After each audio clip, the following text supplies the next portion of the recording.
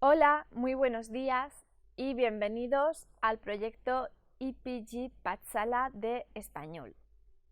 Yo me llamo María Teresa Miramón y soy profesora visitante de la Universidad Jawaharlal Nehru en Nueva Delhi. Ahora nos encontramos en el módulo 30 del paper 10, que se titula José Cadalso, las cartas marruecas. Mencionamos la contribución inigualable de José Cadalso.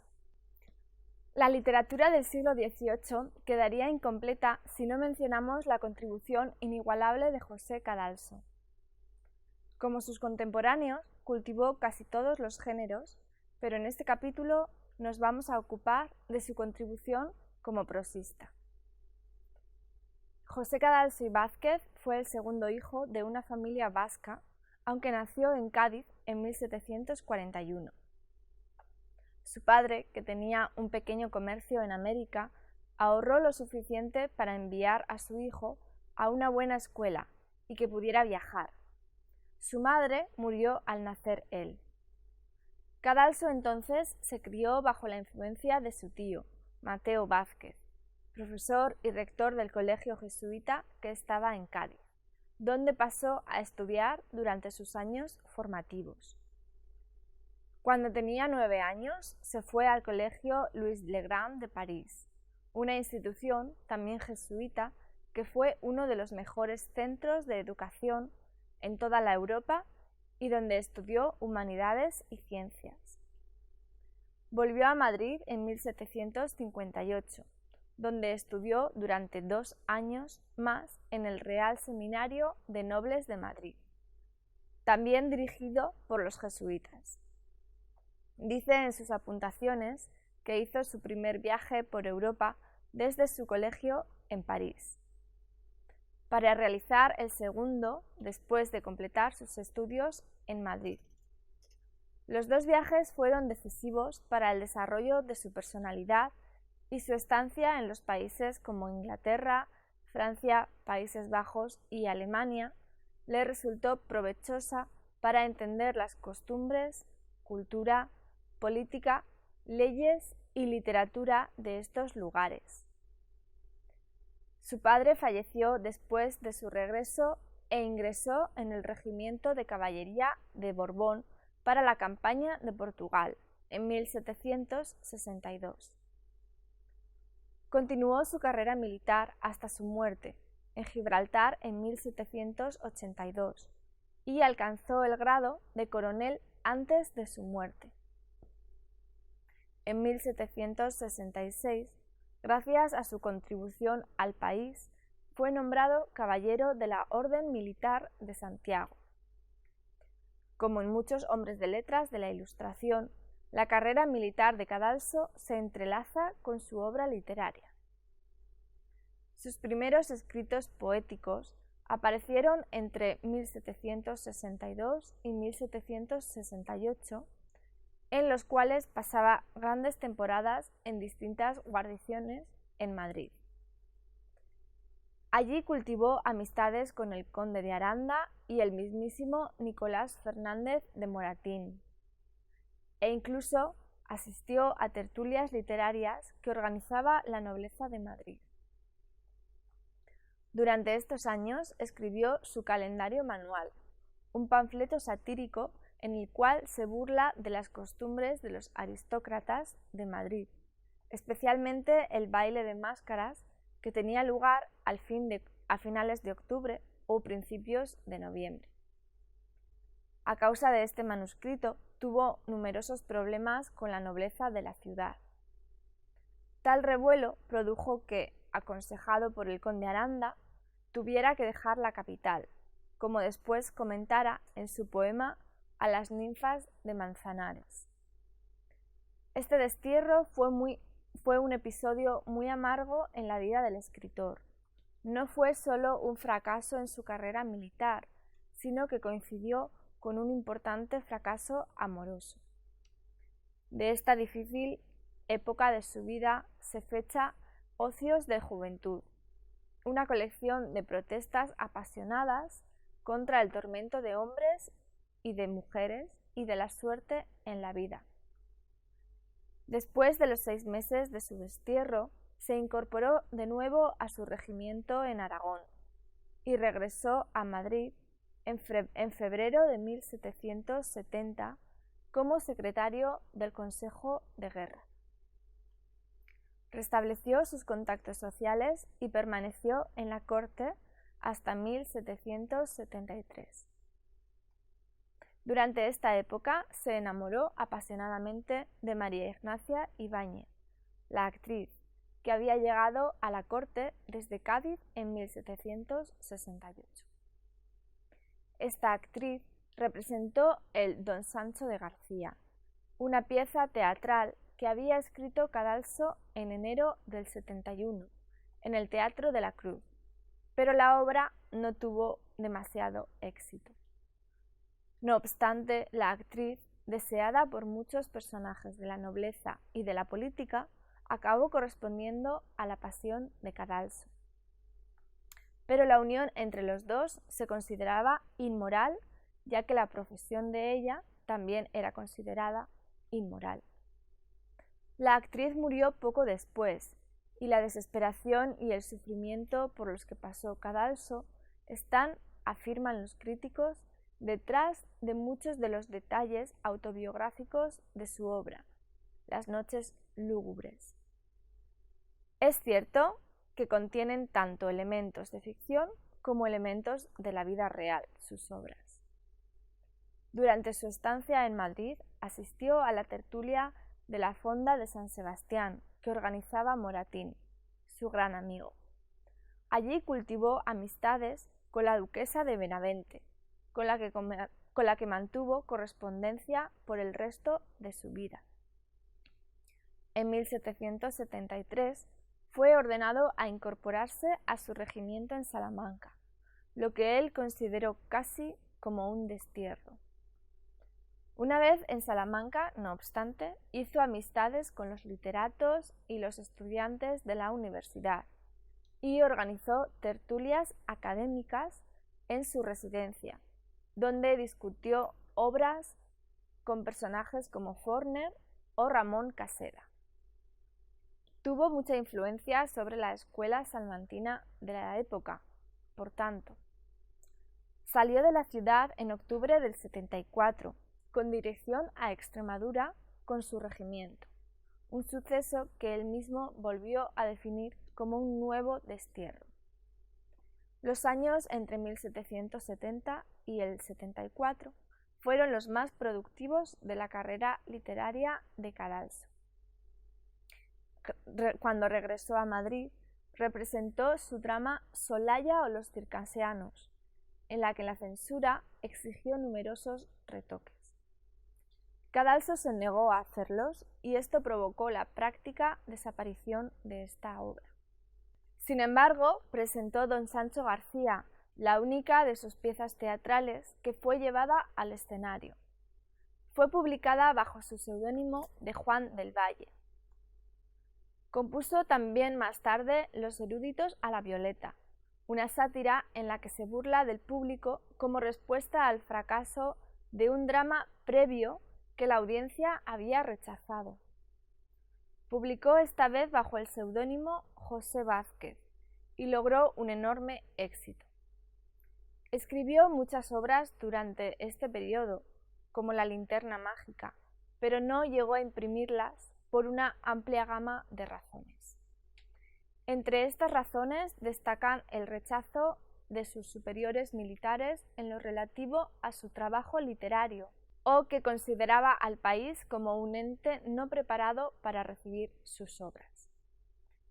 En 1774 trató de imprimir las Cartas Marruecas, obra que nos ocupa en este capítulo. Había venido escribiéndolas desde 1768, pero los censores de la Real Academia solo decidieron publicarlas después de realizar algunos cambios. Las cartas, como le dijo a su amigo Iriarte en una carta, eran una crítica de la sociedad española que no sabía cómo apreciar la literatura.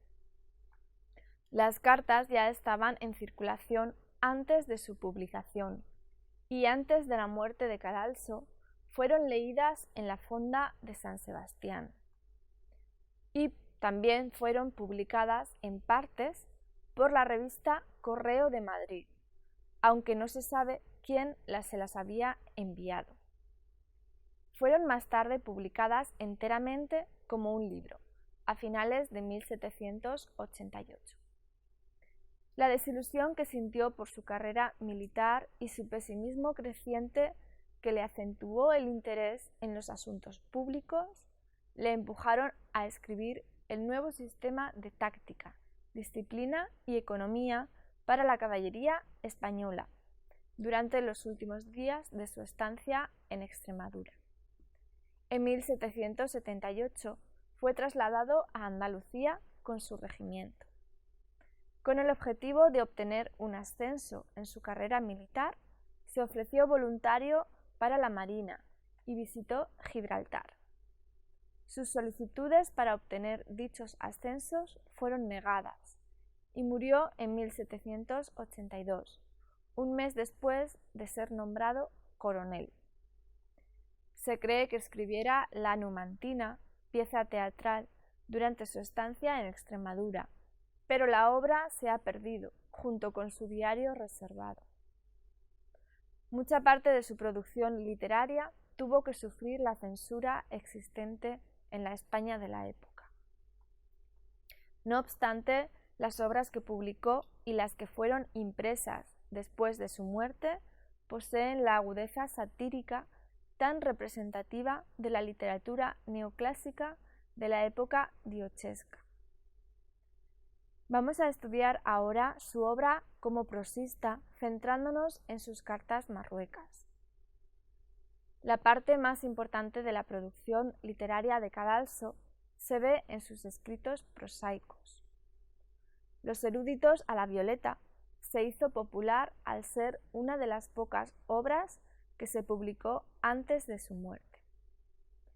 Como mencionamos, esta obra fue publicada en 1772 y su difusión empujó a Cadalso a escribir el suplemento en papel titulado Los eruditos a la violeta, publicado ese mismo año. Del mismo tono es El militar a la violeta, que publicó póstumamente en Sevilla en 1790. Este texto se centra en la burla de aquellos que pretenden saber mucho sin estudiar. Cadalso quiere decir que hay una diferencia entre los eruditos que trabajan y estudian para ganar conocimiento y los eruditos a la violeta, como las mujeres de la aristocracia que fingen saber asuntos inteligentes y los discuten con mucha superficialidad, como si fueran el último peinado o el nuevo vestido. La obra contiene 7 lecciones, una para cada día de la semana que un profesor da a los estudiantes. La primera trata de una idea general de las ciencias y las cualidades que los estudiantes deben tener. Las otras tratan de la poesía, retórica, filosofía antigua y moderna, el derecho natural, ciencias matemáticas, etc. Concluyendo con la lección del domingo sobre varios asuntos bajo el epígrafe de miscelánea. La sátira de Cadalso es muy aparente sin trucos de metáforas. Las noches lúgubres, que fueron escritas durante su estancia en Madrid y probablemente después de la muerte de su amada actriz Ibáñez, revisitan la recurrente idea del hombre desesperado por la muerte de la mujer a quien ama. Sorprendentemente, esta obra de Cadalso le ganó mucha fama y popularidad en el siglo XX, durante la época del Romanticismo. El argumento sigue a Tediato, el protagonista, y sus 3 encuentros, las 3 noches, con la adversa fortuna junto con el sepultero de la tumba, Lorenzo, donde su amada había sido enterrada. En la primera noche, Tediato quiere exhumar y llevar el cadáver de la difunta a su casa y morir junto a ella. A pesar de sobornar al sepulturero, no consigue su objetivo la primera noche. En la segunda noche, Tediato es llevado a la cárcel porque tuvo la mala suerte de estar en el templo cuando un hombre herido se le acercó y murió, y la culpa recayó sobre Tediato. Horas después, detienen al verdadero culpable, y Tediato, ya libre, decide visitar la tumba de nuevo para exhumar a su amada. Durante la tercera noche, se le acerca el hijo del sepulturero para informarle de la muerte de su abuelo y el advenimiento de desgracias para su familia. Tediato le acompaña a su casa, donde encuentra a Lorenzo, el sepulturero, y le dice que ya no quiere su ayuda porque entiende que la desgracia puede visitar a cualquiera, y lo mejor que uno puede hacer es encontrarla con una firmeza estoica. Llena de sentimentalismo y belleza estética, esta obra vino a considerarse como el precursor del romanticismo español. Vamos a hablar ahora sobre las cartas marruecas. Las cartas marruecas no alcanzaron la popularidad de los eruditos a la violeta, ni ganó en popularidad póstumamente como las noches lúgubres. Fueron escritas probablemente entre 1768 y 1774 y fueron muy criticadas por los contemporáneos de Cadalso, que creían que el talento del escritor y el tema de que tratan eran ampliamente mejorables. No obstante, algunos críticos de la época decían que eran las mejores de todas las escrituras de nuestro autor. Es sorprendente la aceptación que las cartas tuvieron en el extranjero. Fueron traducidas al francés en 1808 y algunos fragmentos al inglés en 1825. En los Estados Unidos se utilizaron como texto de enseñanza en universidades como Harvard. Tal difusión internacional fue debida en parte a los españoles exiliados que utilizaron la obra de Cadalso como texto para enseñar su idioma. En el siglo XIX, muchos investigadores y críticos se ocuparon de nuevo de la obra de Cadalso. La generación del 98 le veneró como el precursor de sus ideas y actitudes frente a los problemas nacionales y escribieron sobre la polémica que rodeaba la enseñanza del español al utilizar los textos de Cadalso como textos primarios. A la vez que su fama crecía, la idea de que sus cartas eran una mera imitación de las cartas persas de Montesquieu también crecía, y la polémica continúa hasta hoy. Había un cierto tipo de orientalismo difundido en Europa en el siglo XVIII. Muchos escritores experimentaban con la figura de un viajero en un país oriental como Persia o Turquía. Este viajero tenía una mentalidad distinta a la del europeo, quien solo quería viajar por países europeos y contemplar una realidad que siempre le resultó absurda. Queda claro que Montesquieu ofreció el modelo para las obras de este género, pero hay muchos autores que estaban escribiendo obras de este tipo, como The Spectator de Addison y las cartas de un espía turco del italiano Giovanni Paolo Manana. Como dice el mismo Cadalso en la introducción a su obra, que no era muy común ver a los viajeros orientales en España, la razón de la ausencia de este tipo de obras en el país. Las cartas marruecas, como dice el nombre, son cartas de correspondencia entre tres hombres. Dos son marroquíes, Gazel y Bembeley, y el otro es español, Nuño. El embajador de Marruecos en Madrid, durante unos meses en el año 76, fue Sidi Hamed al-Ghazali, llamado el Gazel. A partir de este personaje, el Gacel de Cadalso viajó por su cuenta y le escribió las impresiones de sus viajes a su viejo maestro Bembeley y a su amigo y confidente español, Nuño. Abordan temas como, por ejemplo, la enseñanza universitaria, los abusos de la filosofía escolástica, el abandono del material en la política de las ciudades, la falta de protección a las ciencias con su consiguiente atraso, la inutilidad social de la clase noble y la vana educación de sus hijos, la farsa de los triunfos militares, el abandono de la agricultura, la corrupción administrativa, la ambición y rapacidad de los políticos solo atentos a su propia fortuna.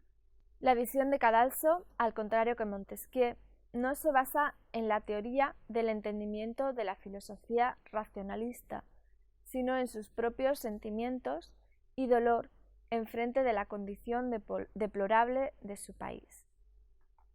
De ahí salta el aspecto romántico de su prosa, que no es propiamente neoclásica. Quiere que el lector descubra y aprecie el ser verdadero de España, que no necesariamente se puede explicar por la filosofía ilustrada. Mientras que Montesquieu critica al pueblo francés basado en los conceptos abstractos, Cadalso hace lo mismo con el pueblo español, basándose en las dimensiones humanas. Escritas en un plan determinado, las cartas, según afirmó el escritor mismo, no pretenden ni criticar ni alabar al país. Solo tratan de dar una idea equilibrada de todo lo que ve Gacel. Cadalso tiene un ideal estilístico en su prosa que le hace adecuar cada palabra y frase al sentimiento que pretende expresar. Hay fluidez de estilo que nos revela su escepticismo frente a los asuntos de la vida. Evita lo pedantesco del estilo neoclásico y proporciona un alivio fresco a la máquina mesurada del léxico ilustrado. Obviamente, como el viajero en las cartas es un marroquí, la prosa está llena de arabismos que muestran el conocimiento profundo de Cadalso, aunque no recurre a las metáforas extravagantes del barroco cuando trata el tema orientalista. A lo largo de la prosa el lenguaje se muestra sencillo y claro, aunque recurre a elementos pictóricos, desecha los más arcaicos. Según Albor, las cartas marruecas constituyen una de las primeras aportaciones válidas a la teoría del carácter nacional. Para Cadalso, dice Maraval, el verdadero saber, cualesquiera que sean las bases universales de que parte, acaba en el conocimiento singularizador de las cualidades de la comunidad a la que se precede.